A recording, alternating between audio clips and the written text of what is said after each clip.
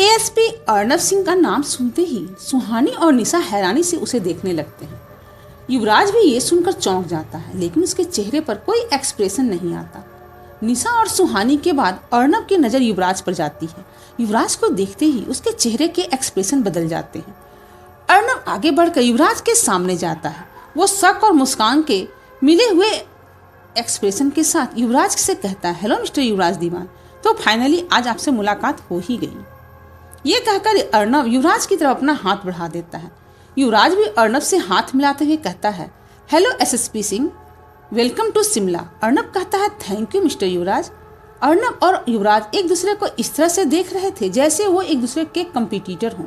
युवराज पहले से जानता था कि पुराने रोड के केस को सॉल्व करने के लिए एक नई टीम आने वाली है और उस टीम को एसपी अर्नब सिंह नाम का एक आईपीएस ऑफिसर लीड करेगा। युवराज को पहले से अर्नब के बारे में एक एक इन्फॉर्मेशन पता थी, लेकिन उसने ये नहीं सोचा था कि उसकी मुलाकात अर्नब से इस प्रकार से होगी। कहानी अगर पसंद आ रही हो तो चैनल को लाइक, शेयर और सब्सक्राइब करें। निशा और सुहानी उन दोनों को ही देख रही थी। निशा अपनी आंखें छोटी करके सुहानी से कहती है, सुहानी तूने रामायण देखी है? सुहानी अजीब से एक्सप्रेशन के साथ निशा की ओर देखती है। निशा फिर से धीमी आवाज में कहती है, अरे ये भरत मिलाप जैसा सीन नहीं लग रहा क्या? कहीं ये दोनों बिछड़े हुए जुड़वा भाई तो नहीं? ये कहकर निशा धीरे से हंसने लगती है। तभी उसे अर्नब की आवाज सुनाई देती है, you need to work on your jokes miss. Arnab indirectly Nisha से उसका नाम पूछ रहा था। निशा घबराते हुए अर्नब को अपना नाम बताती है। निशा को लगा नहीं था कि अर्नब उसका ये जोक सुन लेगा। निशा का घबराया हुआ चेहरा देखकर अर्नब मुस्कुराते हुए कहता है, रिलैक्स मिस निशा, मुझे आपसे सिर्फ कुछ सवालों के जवाब चाहिए। आप बस जवाब दे दीजिए और फिर मैं चला जाऊंगा। अर्नब ने अब तक युवराज और सुहानी की बॉडी के चोट को भी देख लिया था, लेकिन अभी उनकी बारी नहीं आई थी। अर्नब सीरियस टोन में कहता है, तो मिस निशा, आप इतनी रात उस पुराने रोड पर पहुंची कैसे और आप वहां बेहोश कैसे हो गई? अर्नब निशा से बिल्कुल साफ साफ अपना सवाल पूछ लेता है। निशा अर्नब का सवाल सुनकर घबरा जाती है और सुहानी की तरफ देखती है। उसे समझ में नहीं आ रहा था कि वो क्या जवाब दे। अगर वो सच कहती तो अर्नब उसकी बात पर बिल्कुल भी यकीन नहीं करता। अर्नब निशा की घबराहट नोटिस कर लेता है, लेकिन वह निशा से कुछ भी नहीं कहता। निशा अर्नब को देखते देखते ही अपने मन में कहने लगी, अब मैं इनसे क्या कहूँ। निशा ये सोच ही रही थी, तभी अर्नब उससे कहता है, मिस निशा, मैं आपके जवाब का इंतजार कर रहा हूँ। निशा अर्नब से अपनी नजरें चुराकर कहती है, सर वो मैं क्या मिस निशा? अर्नब निशा पर शक करते हुए कहता है। निशा एक गहरी सांस लेती है और खुद को संभालते हुए कहती है, कल शायद मैं नींद में चल रही थी और चलते हुए विशिंग वेल तक चली गई। जब मेरी नींद खुली तो मैंने देखा कि मैं विशिंग वेल के पास खड़ी थी। अंधेरे में वो जगह और भी डरावनी लग रही थी। मैंने उस जगह के बारे में बहुत सी कहानियां सुनी हैं, इसलिए मैं डर गई और वहां बेहोश हो गई। निशा के इस जवाब से सुहानी भी चैन की सांस लेती है। वो भी ये नहीं चाहती थी कि निशा अर्नब को सारी सच्चाई बताए। अर्नब एक पल में समझ जाता है कि निशा उससे कुछ झूठ बोल रही है। उससे पहले भी इसी बात की उम्मीद थी, लेकिन वो निशा से और कोई सवाल नहीं करता। अर्नब जानता था कि निशा का केस बहुत पेचीदा है। वहाँ जो कुछ भी हो रहा था उसका पता इतनी आसानी से नहीं लगाया जा सकता था। अब अर्नब सुहानी और युवराज की तरफ देखता। दोनों के गले में गहरे खरोंच के निशान थे जो उन्हें उस साये ने दिए थे। साथ ही सुहानी व्हील चेयर पर बैठी थी। अर्नब उन दोनों पर शक करते हुए कहता है, आप दोनों को ये चोटें कैसी लगी? अर्नब का सवाल सुनकर सुहानी नर्वस हो जाती है। सुहानी कुछ कहने ही वाली थी, लेकिन युवराज उसे कुछ कहने का मौका ही नहीं देता। वो अर्नब से कहता है, कुछ देर पहले किसी ने सुहानी को कॉल करके निशा के बारे में बताया था। निशा के बारे में सुहानी सुनकर परेशान हो गई थी और घबराहट में पैदल ही सिटी हॉस्पिटल के लिए निकल गई थी। रास्ते में एक भेड़िए ने इस पर अटैक कर दिया। मैं भी उसी रास्ते से जा रहा था। जब मैंने इसे प्रॉब्लम में देखा तो बस हेल्प कर दी। जब मैं सुहानी को बचाने की कोशिश कर रहा था तब उस भेड़िए ने मुझ पर भी अटैक कर दिया, इसलिए मुझे भी ये चोट लग गई। युवराज का इतना सटीक जवाब सुनकर अर्नब उससे और कोई सवाल नहीं करता। अर्नब जानता था कि ये तीनों उससे कुछ न कुछ जरूर छिपा रहे हैं, लेकिन शिमला आते ही वो युवराज दीवान से उलझने के मूड में बिल्कुल भी नहीं था। अर्नब बिल्कुल रिलैक्स टोन में कहता, ओके देन, जब यहाँ कोई मेजर इश्यू है ही नहीं तो फिर मुझे चलना चाहिए। आप सभी अपना ट्रीटमेंट करवा लीजिए। ये कहकर अर्नब कमरे से बाहर जाने लगता है। अचानक से अर्नब को कुछ याद आता है और वो दरवाजे के पास रुककर कहता है, मिस सुहानी, इंस्पेक्टर शर्मा ने आपको ही पुराने रोड के केस में अरेस्ट किया था ना? सुहानी थोड़ा हिचकिचाते हुए कहती, हाँ। अर्नब कहता, ओके देन, आज सुबह 11 बजे आप पुलिस स्टेशन में आकर मुझसे मिलिए। सुहानी थोड़ा परेशान होकर हाँ में अपना सर हिला देती है। यह देखकर अर्नब वहां से चला जाता है। अर्नब के जाने के बाद निशा अपने आंखों को बंद करके एक गहरी सांस लेती है और फिर कहती है, हमने एएसपी अर्नब से सच छुपाकर कहीं गलती तो नहीं कर दी ना। सुहानी तुरंत बोल पड़ती है, बिल्कुल भी नहीं। वो हमारी बातों पर भरोसा नहीं करते और सच बताकर हम एक नई मुसीबत में फंस जाते हैं। यह कहकर सुहानी युवराज की तरफ देखती। युवराज अब भी कुछ सोच रहा था। अगले ही पल वो उस रूम से बाहर चला जाता है। हमेशा की तरह सुहानी को युवराज का बिहेवियर बिल्कुल भी समझ में नहीं आता। दूसरी तरफ अर्नब फिर से पुराने रोड पर विसिंग वेल के पास खड़ा था। इस वक्त उसके साथ सिर्फ एक लोकल कांस्टेबल गोपाल रावत था। अर्नब इस एरिया के बारे में ज्यादा नहीं जानता था, इसलिए वो गोपाल को अपने साथ लेकर वहां आया था। वैसे अब तक तो सुबह हो ही गई थी, लेकिन वहां अभी भी अंधेरा था। गोपाल शिमला का ही रहने वाला था, इसलिए उसे उस साये और विसिंग वेल के बारे में पहले से काफी कुछ पता था। यही वजह थी कि इस वक्त वो बहुत डरा हुआ लग रहा था। और डरे भी क्यों ना, शिमला के लोग दिन में भी उस विसिंग वेल के पास नहीं जाते थे। वहां होने वाले मौत की खबरें ही लोगों को डराने के लिए काफी थी। अर्नब विसिंग वेल के पास जाकर उसे बड़े गौर से देख रहा था। गोपाल विसिंग वेल से थोड़ी दूरी पर खड़ा था और वो डर से लगभग कांप रहा था। गोपाल घबराते हुए अर्नब से कहता है, सर आप यहाँ क्या ढूंढने की कोशिश कर रहे हैं? ये जगह बहुत खतरनाक है, हमें यहाँ नहीं होना चाहिए। अर्नब उसकी बातों पर ध्यान नहीं देता। वो विसिंग वेल की रेलिंग पर टिककर कहता है, गोपाल मुझे यशवंत दीवान और पद्मिनी सिंघानिया की पूरी कुंडली चाहिए, वो भी जल्द से जल्द। गोपाल हैरान होकर कहता है, सर आपको उन दोनों के बारे में क्यों जानना है? क्या आपको पता नहीं यशवंत दीवान शिमला ही नहीं हिमाचल के सबसे पावरफुल इंसान है, उनकी पहुंच बहुत ऊपर तक है। अर्नब कहता है, वो तो है गोपाल, लेकिन मुझे शक है कि इन दोनों का लिंक ह्यूमन ट्रैफिकिंग केस से भी जुड़ा हुआ है। ये सुनकर गोपाल चौंक जाता और कहता है, ह्यूमन ट्रैफिकिंग? अर्नब हाँ में अपना सर हिला देता है। गोपाल आगे कहता है, सर मुझे नहीं लगता कि ये सच है। यशवंत दीवान का बिजनेस ही इतना बड़ा है कि हजारों लोगों को एक ही दिन में खरीद सकते हैं। उन्हें ये काम करने की क्या जरूरत है? अर्नब गोपाल की बात से सहमत होकर कहता है, तुम कह तो सही रहे हो। अब सच कहूं तो यही बात मुझे भी समझ में नहीं आ रही। आखिर यशवंत दीवान को ऐसा करने की क्या जरूरत पड़ गई? अपनी बात कहकर अर्नब फिर से किसी सोच में पड़ जाता। तभी गोपाल जोर से चिल्लाकर कहता है, सर ऊपर देखिए। इतना सुनते ही अर्नब फौरन ऊपर देखता है। एक बड़ा सा पेड़ तेजी से उसके ऊपर ही गिर रहा था। अर्नब बड़ी फुर्ती से वहां से हट जाता है और वो पेड़ अर्नब से सिर्फ 3 इंच की दूरी पर गिर जाता है। पेड़ के नीचे गिरते ही अर्नब को एक लड़की की फुसफुसाती हुई आवाज सुनाई देती है, चले जाओ यहाँ से वरना मारे जाओगे। ये आवाज सुनकर अर्नब चौंक जाता है और अपने अपने आसपास देखने लगता है। गोपाल भागकर अर्नब के पास आता है। वो घबराते हुए कहता है, सर आप ठीक तो हैं ना? अर्नब उस आवाज को सुनने की कोशिश करते हुए गोपाल से कहता है, क्या तुमने अभी कोई यहाँ पर आवाज सुनी है? ये सुनकर गोपाल और भी ज्यादा डर जाता है। वो कहता है, सर कैसी आवाज? अर्नब समझ जाता है कि गोपाल ने वो आवाज नहीं सुनी है। वो अपने मन में कहता है, यहाँ तो कोई भी नहीं है, फिर वो आवाज किसकी थी? ये सोचते हुए अर्नब विसिंग वेल की तरफ जाता है और फिर से उसकी तरफ बढ़ता है। गोपाल अर्नब को रोकने की बहुत कोशिश करते हुए कहता है, सर वहां से दूर हट जाइए, वो बहुत ही मनहूस कुआं है। अर्नब गोपाल की बात को इग्नोर करके उस कुएं के अंदर झांकता है। कुएं के अंदर बिल्कुल अंधेरा था और अर्नब को कुछ भी नहीं दिख रहा था। तभी उस अंधेरे के बीच अर्नब को एक धुंधला सा चेहरा दिखता है। अर्नब उस चेहरे पर गौर करने की कोशिश कर रहा। तभी अचानक वो चेहरा ऊपर उठकर अर्नब के चेहरे के एकदम पास आ जाता है और दूसरे ही पल वो वापस कुएं के अंदर चला जाता है। अर्नब यह सब देखकर घबरा जाता है और पीछे की तरफ गिर जाता है।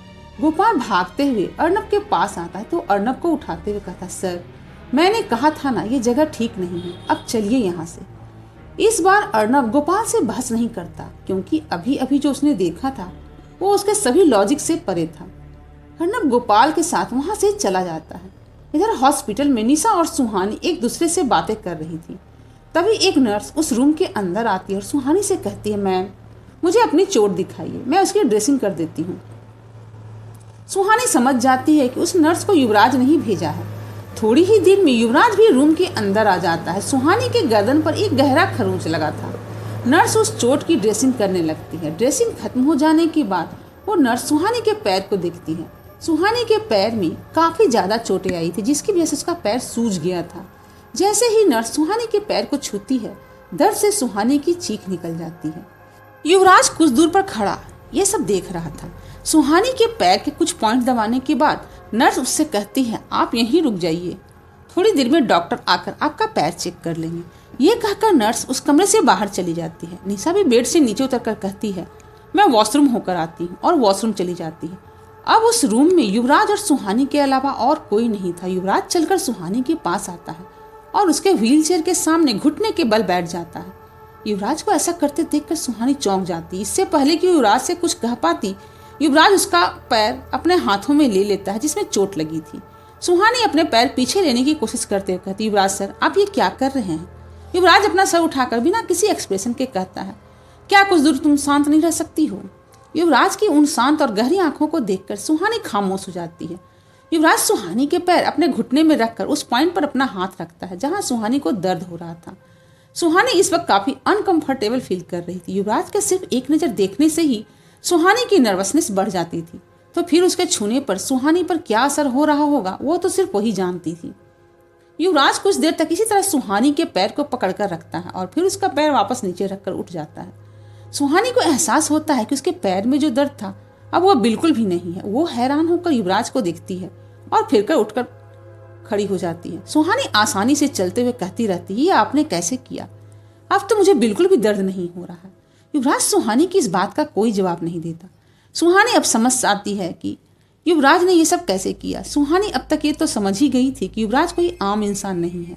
इससे पहले भी उसने सुहानी को कई बार इस तरह से बचाया था जो किसी आम इंसान के वश का नहीं था। फिर चाहे वो भूकंप के समय पहाड़ी से गिरते हुए चट्टान से बचाना हो या फिर अंधेरे घने जंगल में भेड़ियों से। यह सब याद करके सुहानी आगे कुछ नहीं कहती। सुहानी यही सोच रही थी तभी निशा वॉशरूम से चिल्लाते हुए बाहर आती है। उसकी चीख को सुनकर युवराज और सुहानी घबरा जाते हैं, कहीं निशा को कुछ हो तो नहीं गया। सुहानी निशा को घूर कर कहती है, निशा क्या हुआ, तू ऐसे चिल्ला क्यों रही है? निशा एक्साइटेड होकर कहती, यार मैं कब से याद करने की कोशिश कर रही थी लेकिन मुझे याद ही नहीं आ रहा था, लेकिन अब मुझे याद आ गया। युवराज निशा को इस तरह से देख रहा था जैसे वो कोई पागल हो। सुहानी भी कंफ्यूज होकर निशा से कहती है, निशा तू क्या कहना चाहती है, मुझे कुछ समझ में नहीं आ रहा। निशा उसे एक्साइटमेंट के साथ आगे कहती है, मुझे पता चल गया है कि विशिंग बेल के पास जो लड़की थी वो कौन है। निशा का जवाब सुनकर युवराज और सुहानी सवालिया नजरों से उसे देखने लगते हैं। निशा उसी एक्साइटमेंट के साथ कहती है, मुझे पता चल गया है कि विशिंग बेल के पास जो लड़की थी वो कौन है। ये सुनकर युवराज और सुहानी सवालिया नजरों से उसे देखने लगते हैं। निशा वॉशरूम के दरवाजे से तेजी से भागते हुए अपने बेड के पास जाती है और बेड पर चढ़कर पालथी लगाकर बैठ जाती है। वो अब एक्साइटेड होकर सुहानी और युवराज को देख रही थी। उसकी एक्स्ट्रा स्माइल देखकर सुहानी कहती है, निशा बताएगी भी कि क्या हुआ है? निशा उसी एक्सप्रेशन के साथ कहती, सुहानी तूने भी तो उस विशिंग वाले लड़की को देखा है ना, तुझे वो कुछ जानी पहचानी सी नहीं लगी? सुहानी उस लड़की को याद करते हुए कहती है, मैंने उसे देखा तो है लेकिन कभी उसका चेहरा साफ साफ नहीं देखा, लेकिन फिर भी मुझे लगता है जैसे मैं उसे जानती हूँ। कहीं तो मैंने बिल्कुल उसी तरह की लड़की देखी है, बस कुछ याद नहीं आ रहा। निशा अपना मोबाइल उठाकर उसमें कुछ ढूंढने लगती है और कुछ ही देर के बाद मोबाइल का स्क्रीन सुहानी के सामने ले आती है। सुहानी तस्वीर की ओर देखते हुए कहती है, ये तो वही मनाली वाली ट्रिप की फोटो है ना, तो इसमें मुझे क्या दिखा रही है? ये कहते कहते सुहानी चुप हो जाती है, जैसे उसने कुछ अजीब सी चीज देख ली हो। वो अपनी आंखें बड़ी करके निशा को देखती है। निशा के चेहरे पर अभी भी वही स्माइल थी, मानो उसने ये पता लगाकर कोई बहुत बड़ी जंग जीत ली हो। युवराज भी वहीं बैठा उन दोनों की बातें सुन रहा था, लेकिन उसे कुछ भी समझ में नहीं आ रहा था। कुछ समय तक शौक में रहने के बाद सुहानी निशा से कहती है, इस तस्वीर में सना की कलाई में भी वही टैटू है जो उस लड़की की कलाई में था। इसका मतलब क्या वो लड़की? निशा सुहानी की बात पूरी करते हुए कहती है, वो लड़की सना ही है। युवराज भी ये सुनकर हैरान था। सुहानी आगे कहती है, लेकिन मैंने सपने में देखा था कि उस साये ने सना का गला दबाकर उसे कुएं में फेंक दिया था। निशा कहती है, एग्जैक्टली, लेकिन तूने बाकियों की तरह सना की लाश देखी? सुहानी ना में अपना सर हिला देती। युवराज बड़े ध्यान से निशा की बातें सुन रहा था। निशा आगे कहती है, वैसे भी पुलिस को अब तक सना की लाश नहीं मिली, वो अभी तक मिसिंग है। ऐसा कैसे हो सकता है कि उस साये ने सना को पोजेस कर लिया हो या उसने लोगों का मर्डर करवा रहा हो? सुहानी कहती, निशा तो कुछ भी कह रही, ये कैसे हो सकता है? सुहानी युवराज की बात काटते हुए कहता है, ऐसा हो सकता है, ये पहले भी हुआ है। सुहानी और निशा हैरानी से युवराज को देखती है। उनकी नजरों से समझ में आ रहा था कि युवराज से पूरी बात जानना चाहती थी। युवराज आगे कहता है, आज से कुछ 10 से 11 साल पहले यहाँ कुछ एक ऐसा ही इंसिडेंट हुआ था, लेकिन इसके बारे में मैं कुछ ज़्यादा नहीं जानता। अचानक से युवराज खामोश हो जाता है और उठते हुए कहता है, मुझे कुछ जरूरी काम है, और वहाँ से चला जाता है। युवराज को इस बात का एहसास होता है कि उसने ये बात निशा और सुहानी को नहीं बतानी चाहिए थी। निशा और सुहानी को युवराज का ये बर्ताव समझ में नहीं आता और वो दोनों एक दूसरे को देखती रह जाती है। निशा इरिटेट होकर सुहानी से कहती, यार ये युवराज सर इतने अजीब क्यों हैं? सुहानी अपने कंधे उचका देती है। कुछ देर के बाद निशा हॉस्पिटल से डिस्चार्ज हो जाती है और सुहानी के साथ हॉस्टल आ जाती है। वापस आकर सुहानी कॉलेज जाने के लिए तैयार होने लगती है। उसे तैयार होते देखकर निशा कहती है, सुहानी क्या तू कॉलेज जा रही है? सुहानी अपने बुक्स अरेंज करते हुए कहती, हाँ। निशा सुहानी को समझाते हुए कहती है, आज तुझे रेस्ट करना चाहिए, तुझे चोट लगी है।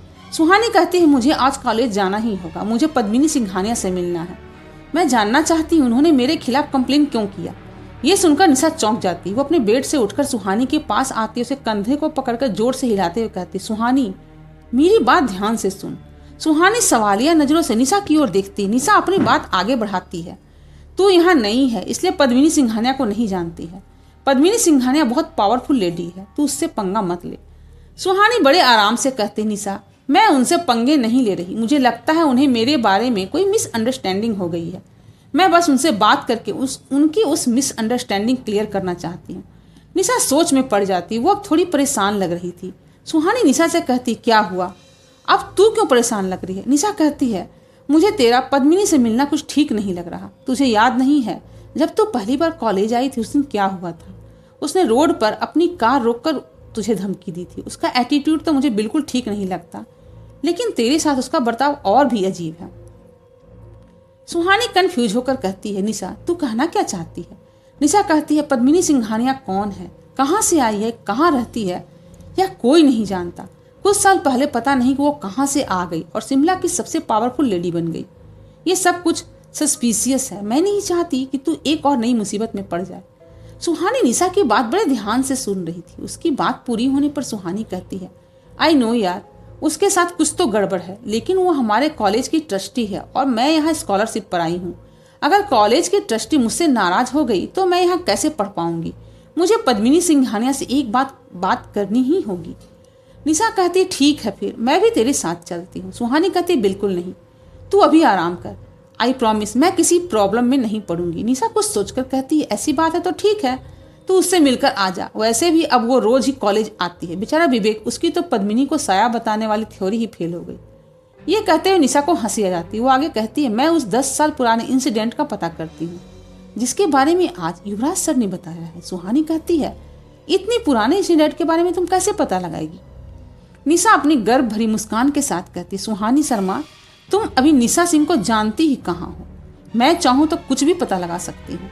सुहानी मुस्कुराते हुए निशा को बाय कहती है और वहां से कॉलेज जाने के लिए निकल जाती है। कॉलेज पहुंचते ही सुहानी सबसे पहले पद्मिनी की ऑफिस तरफ जाती है। पद्मिनी का ऑफिस कॉलेज के ऐसे हिस्से में था जहां बहुत कम लोग आते जाते थे। वहां बिना किसी के काम के किसी का भी आना जाना मना था। पद्मिनी के ऑफिस के बाहर हर वक्त एक गार्ड होता था। ऑफिस के पास पहुंचकर सुहानी उस गार्ड से कहती है, क्या पद्मिनी मैम अंदर है? गार्ड सुहानी को ऊपर से नीचे देखता और कहता है, क्या काम है आपको? सुहानी कहती है, मुझे उनसे कुछ जरूरी बात करनी है। सुहानी की बात पूरी होते ही पद्मिनी की ऑफिस बेल बजती है। आवाज सुनकर गार्ड भी नर्वस हो जाता है। वो एक गहरी सांस लेता है और दरवाजा खोलकर ऑफिस के अंदर जाता है। कुछ ही देर में वो गार्ड बाहर आकर सुहानी से कहता है, आप अंदर जा सकती हैं। सुहानी यहाँ तक तो आ गई थी, लेकिन अब उसे पद्मिनी से मिलने से डर लग रहा था। कुछ देर तक तो वो दरवाजे के पास ही खड़ी रहती है, फिर हिम्मत जुटाकर ऑफिस का दरवाजा खोलती है। दरवाजा खोलकर सुहानी कहती है, मे आई कम इन मैम? पद्मिनी अपनी जगह पर बैठे सुहानी का ही इंतजार कर रही थी। वो सुहानी को देखकर कहती है, यस ऑफ कोर्स। सुहानी अंदर चली जाती है। अंदर जाकर वो देखती है कि पद्मिनी अपनी चेयर पर बैठी उसे ही देख रही थी। सुहानी अपनी नर्वसनेस छुपाते हुए कहती, गुड मॉर्निंग मैम। पद्मिनी सुहानी को देखते हुए कहती, मिस सुहानी शर्मा, आओ बैठो, मैं तुम्हारा ही इंतजार कर रही थी। पद्मिनी सामने चेयर की तरफ इशारा करती है। ये सुनकर सुहानी चौंक जाती है और अपने मन में कहती है, ये मेरा इंतजार क्यों कर रही थी? लेकिन वो इस बात पर कुछ रिएक्ट न करते हुए चेयर पर बैठ जाती है। सुहानी पद्मिनी से कहती, मैम मुझे आपसे कुछ बात करनी थी। पद्मिनी एकटक सुहानी को देखते हुए कहती है, मैं सुन रही हूँ। पद्मिनी की आंखें और उसका अंदाज सुहानी को काफी ज्यादा डरा रहा था। वो अपने नर्वसनेस छुपाने की नाकाम कोशिश करते हुए कहती, मैम आपने मेरे अगेंस्ट पुलिस कंप्लेन किया। मुझे लगता है आपको कोई मिसअंडरस्टैंडिंग हुई है। पद्मिनी अपने चेयर से उठ जाती है और चलते हुए कहती है, ओह तो तुम मुझसे मेरी ही शिकायत करने आई हो। सुहानी थोड़ा और घबरा जाती है। वो डर से हकलाते हुए कहती है, नो मैम, मैं तो बस। सुहानी इतना ही कह पाई थी, तभी उसकी नज़र पद्मिनी के गर्दन पर जाती है। उसके गर्दन पर भी बिल्कुल वैसा ही निशान था जैसा युवराज की गर्दन पर था। युवराज की गर्दन पर वो निशान उस साये के हमले से बना था। पद्मिनी सुहानी को खामोश देखकर कहती है, क्या हुआ, तुम चुप क्यों हो गई? ये कहते हुए पद्मिनी के चेहरे के एक्सप्रेशन बदलने लगे और वो धीरे धीरे सुहानी की तरफ बढ़ने लगती है। सुहानी अभी भी अपनी चेयर पर बैठी थी। जैसे जैसे पद्मिनी सुहानी के करीब आ रही थी, वैसे वैसे सुहानी की घबराहट बढ़ती जा रही थी। सुहानी के पास आकर पद्मिनी अपना चेहरा झुकाती है और सुहानी के बिल्कुल करीब ले जाती है। पद्मिनी की इस हरकत से सुहानी हद से ज्यादा डर गई थी, लेकिन वो कुछ कर नहीं पा रही थी। पद्मिनी सुहानी की आंखों में देखते हुए कहती है, पहली और आखिरी बार कह रही हूं, इसे हमेशा याद रखना, युवराज से दूर रहो। यह कहते हुए पद्मिनी की आंखें और भी गहरी हो गई थी, जिसे सुहानी अब डर से कांपने लगती है। वो अभी भी पद्मिनी की आंखों में ही देख रही थी। इतनी सुंदर और खतरनाक आंखें सुहानी ने पहले कभी नहीं देखी थी। पद्मिनी अपना हाथ उठाकर सुहानी की तरफ बढ़ाती है और अपनी 2 उंगलियां उसके गर्दन के चोट पर रख देती है। पद्मिनी के उस चोट को हाथ लगाते ही सुहानी को वहां तेज जलन महसूस होती है। दर्द से सुहानी की आंखों में आंसू आ जाते हैं, लेकिन अभी भी उसके मुंह से एक शब्द नहीं निकल रहा था। वो बुरी तरह से सहम गई थी। इधर पद्मिनी के चेहरे पर अभी भी गुस्से के साथ मुस्कुराहट थी, जैसे सुहानी को तकलीफ देकर उसे मजा आ रहा हो। सुहानी वहां से उठकर जाना चाहती थी, लेकिन वो 1 इंच भी नहीं हिल पा रही थी। ऐसा लग रहा था जैसे सुहानी एक शिकार है और पद्मिनी कोई शिकारी। जब पद्मिनी सुहानी के चोट को अपनी उंगलियों से दबा रही थी, तभी ऑफिस का दरवाजा खुलता है। दरवाजा खुलने की आवाज सुनकर पद्मिनी दरवाजे की तरफ बढ़ती है। वहां एएसपी अर्नब सिंह और गोपाल खड़े थे। वे दोनों ही पद्मिनी और सुहानी को इस हालत में देख लेते हैं। दोनों के चेहरे पर इस वक्त हैरानी थी। अर्नब को समझने में देर नहीं लगती कि पद्मिनी सुहानी को टॉर्चर कर रही है। अर्नब को वहां देखकर पद्मिनी के चेहरे पर बिना कोई भाव लिए पीछे हट जाती है। वो अपने चेहरे पर झूठी मुस्कान लाकर कहती है, तो मिस सुहानी, आई होप मैंने आपका कंफ्यूजन क्लियर कर दिया है। सुहानी डर की वजह से अभी भी कुछ कह नहीं पा रही थी। अर्नब पद्मिनी की परमिशन लिए बिना ऑफिस के अंदर आ जाता है। गोपाल भी अर्नब के पीछे पीछे वहां आता है। गोपाल भी पद्मिनी को देखकर घबरा रहा था। पद्मिनी अर्नब को अपने ऑफिस में देखकर कहती है, ASP Arnab Singh, welcome to Shimla. Arnab भी फेक स्माइल के साथ कहता है, तो आप मुझे जानती हैं। पद्मिनी कहती है, आपको कौन नहीं जानता, कल से हर न्यूज चैनल में आप ही ट्रेंड पर हैं। इतना बड़ा केस जो आप हैंडल कर रहे हैं। यह सुनकर अर्नब बस स्माइल कर देता है। पद्मिनी आगे कहती है, वैसे आपसे मिलकर अच्छा लगा, लेकिन मुझे और भी अच्छा लगता अगर आप डोर नॉक करके आते। अर्नब कहता है, थैंक यू मिस पद्मिनी, लेकिन मुझे नॉक करके अंदर आने की आदत नहीं है। पद्मिनी उसी अंदाज में अर्नब से कहती है, तो अब आप आदत डाल लीजिए। वो क्या है ना, बचपन में मुझे सिखाया गया था कि बिना ऐसे किसी के परमिशन के किसी के रूम में आना is a bad manner. Arnab जवाब देता है, अगर मैं आज नॉक करके आता तो ये कैसे देख पाता कि इस कॉलेज के स्टूडेंट के साथ कैसा बिहेव किया जाता है। ये कहकर अर्नब सुहानी की तरफ सुहानी को देखता है, जो अभी भी कुर्सी पर घबराई हुई बैठी थी। अर्नब पद्मिनी को इग्नोर करके सुहानी से कहता, मिस सुहानी आप यहाँ आइए। अर्नब के कहने पर सुहानी एक नज़र पद्मिनी की ओर देखती है और फिर जाकर अर्नब के पास खड़ी हो जाती है। पद्मिनी से दूर जाकर सुहानी को कुछ बेटर फील हो रहा था। सुहानी को इतना घबराया हो देखकर अर्नब को पद्मिनी पर गुस्सा आ रहा था, लेकिन मौके की नजाकत को समझते हुए वो अभी शांत रहने का फैसला करता है। अर्नब अब सुहानी को पद्मिनी से प्रोटेक्ट करने की कोशिश कर रहा था। अर्नब पद्मिनी से कहता, मिस पद्मिनी, मैं आपसे ये पूछना चाहता था कि पुराने रोड में होने वाले मर्डर केस में आपने मिस सुहानी शर्मा के खिलाफ पुलिस कंप्लेन क्यों किया? क्या आपके पास कोई प्रूफ है इन मर्डर्स के पीछे इन्हीं का हाथ है? पद्मिनी घमंड भरी मुस्कान के साथ कहती है, एएसपी सिंह, पूरा कॉलेज जानता है जब भी पुराने रोड पर कोई हादसा होता है तो सुहानी या तो वहां मौजूद होती है या फिर वहां से गुजरी होती है। पद्मिनी आगे कहती है, और कल जब निशा पर अटैक हुआ था तब भी सुहानी उस विशिंग वेल के आसपास ही थी। ये सुनते ही अर्नब पद्मिनी से कहता है, मिस पद्मिनी, आपको कैसे पता चला कि कल जब निशा पर अटैक हुआ था तब सुहानी विशिंग वेल के आसपास थी? क्या आपने उन्हें वहां देखा था? और अगर हाँ, तो आप उस विशिंग वेल के पास इतनी रात को क्या कर रही थी? व्यूअर्स, अगर मेरी कहानी आपको पसंद आ रही हो तो चैनल को लाइक, शेयर और सब्सक्राइब भी करें और कमेंट भी करें कि कहानी आपको कैसी लग रही है। Thanks for watching.